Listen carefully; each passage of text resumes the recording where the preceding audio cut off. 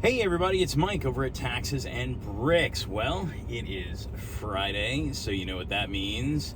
Mailbag Friday. Welcome to episode 39. Today we're going to talk about a couple of questions. Mostly about, well, I guess one about real estate, two that are kind of gift related, and then one about selling a Picasso. All right. I had a client, not a Picasso, but sold a pretty expensive painting, and wanted to know what the tax implications were going to be. So first, you're going to go ahead and pay the lawyers and throw up a little disclaimer, and we'll be right back. This video is rated TAX and contains occasional ramblings, mild attempts at humor, self-deprecation, irreverence, brief numerical examples, and adult tax and accounting advice that may not be suitable for all taxpayers. Viewer discretion is advised. Before following any of the advice in this or any of our videos, you should always consult with a tax professional. Thank you. All right, welcome back. Thanks for hanging in there for this disclosure. All right, so I had a couple of questions this week that came in. First question was about 1031 exchanges. We haven't really done 1031 exchanges here, but I will at some point put together a full episode on them. So basically the concept of a 1031 exchange, and I'll explain this first before I kind of pose the question.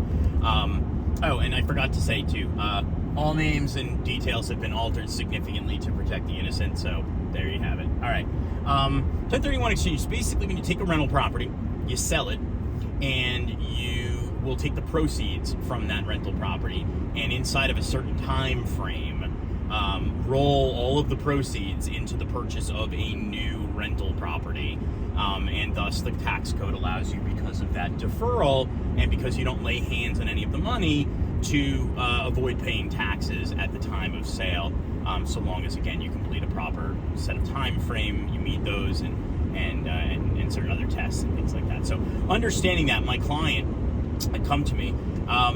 They own a rental property down south in Florida, okay? And they've had this rental property for a long time. It's always been a rental property, never a second home, never lived in it. I mean, they every once in a while will go there to fix it up in between tenants, and they might stay overnight or something there, but that's not the purpose of it. It's a full-on rental, okay?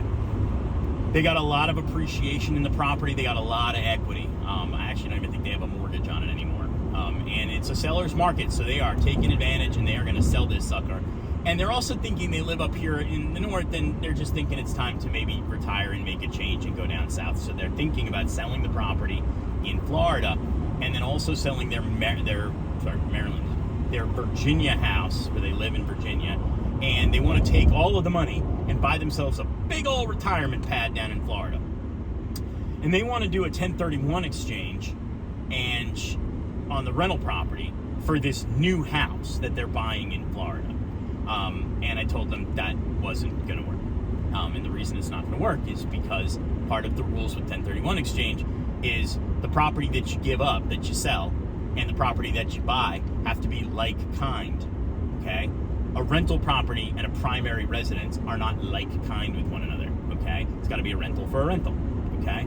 So, test number one, don't pass it, okay?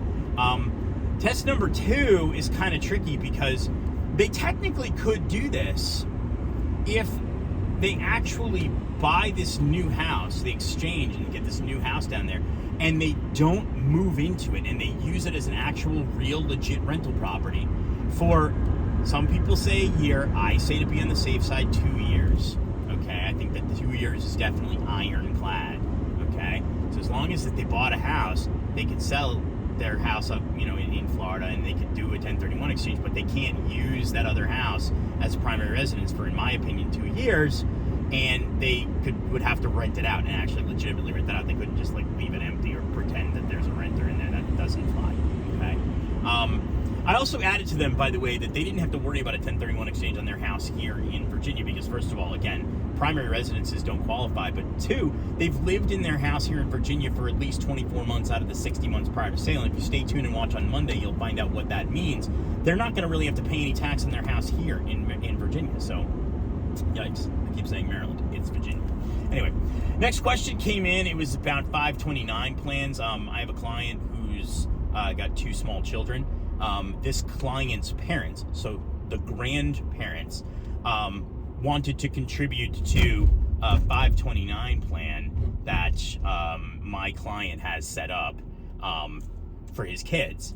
And so they went ahead and just kicked in money to my client's 529 plan that he has in the name of his kids.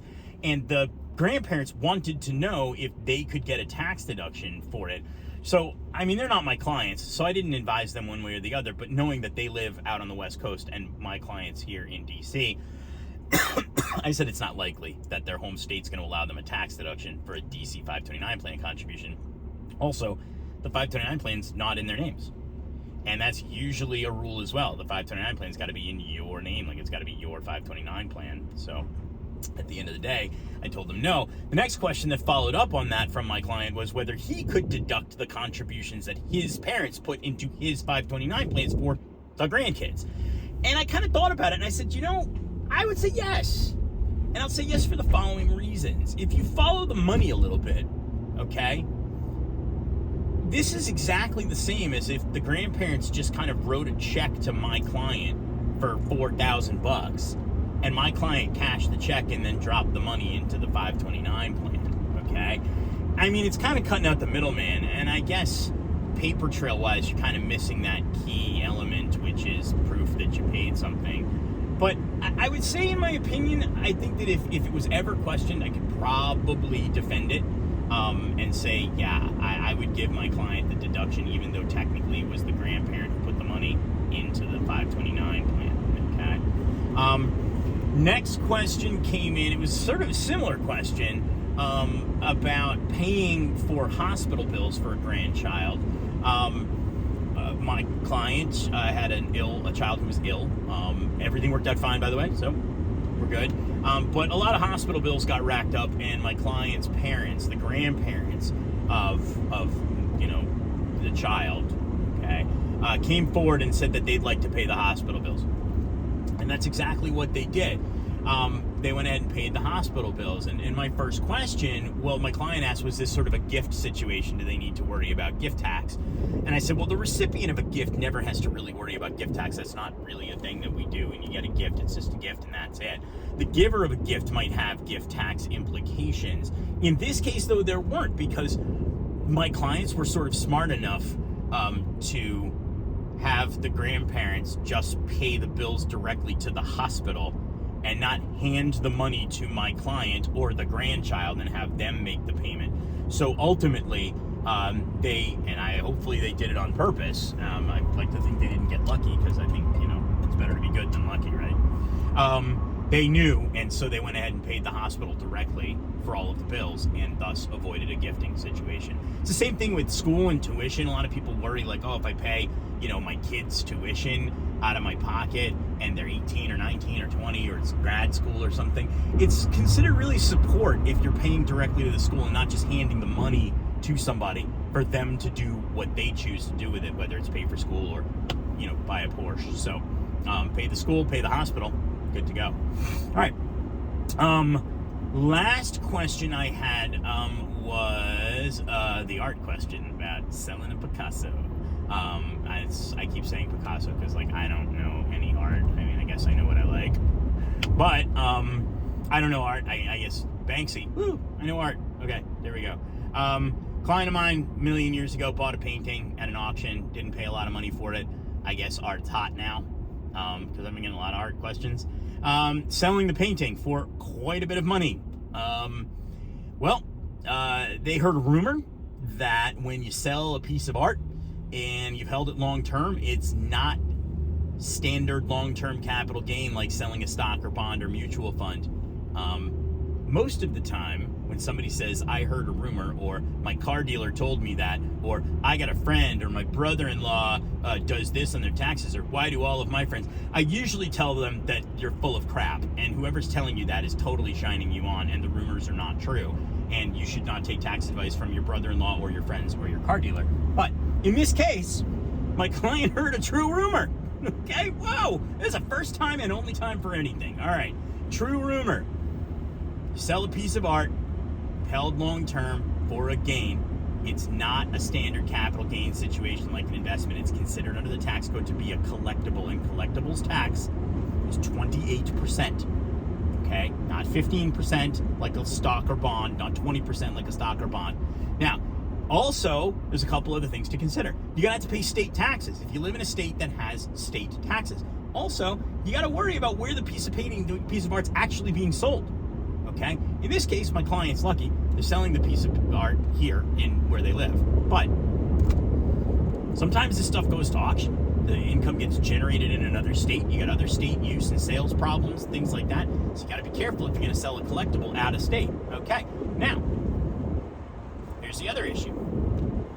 There's something called the 3.8% net investment income tax. It doesn't hit everybody. But if your income is high enough, in addition to whatever gains tax you might pay, even on stocks and bonds, even on the sale of a piece of real estate, you have to pay an extra 3.8% net investment income tax. Okay, so 28% standard collectibles tax in this case, plus the 3.8%, which I know they're going to get hit with because I know their tax situation.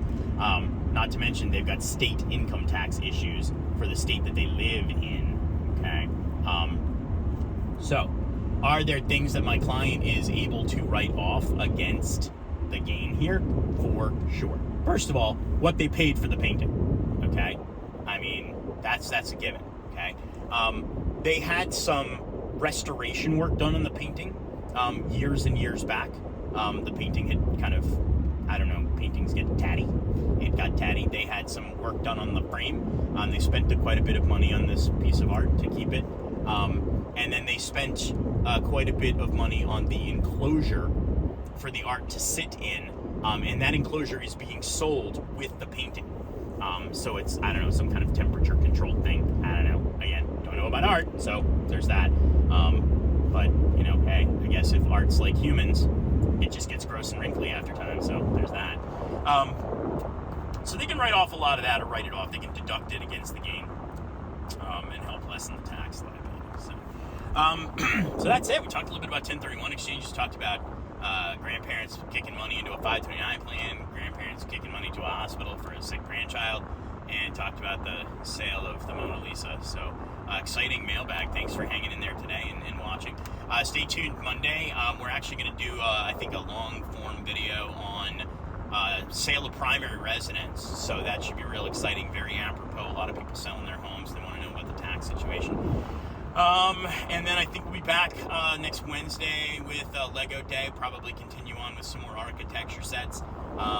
And that'll be for next week. And do a Friday mailbag again. Thanks for watching. Don't forget to like, subscribe. Have a great day.